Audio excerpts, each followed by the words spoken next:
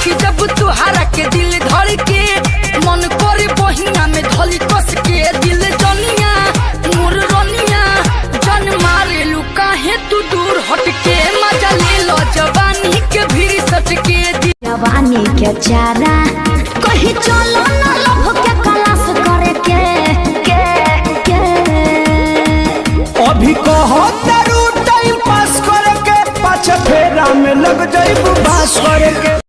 मेरे यार दीवानी लड़की तुझ पे मरती है। तेरा कंगना तेरा कंगना तेरा कंगना झांझर चूड़ी खन खन करती है।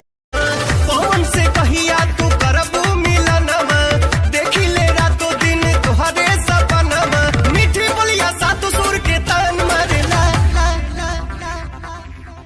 सानिया मिर्जा कटना दुनिया आजकल के लागी किनके फेरा में जानी पारी हो आजकल के लड़की फैशनदार धोखेबाज बारी पैसे याद लुआज पिया दे लुआज गोड़ती के न धरती पर जहू जवनिया भइल उड़न बाज जवनिया भइल उड़न।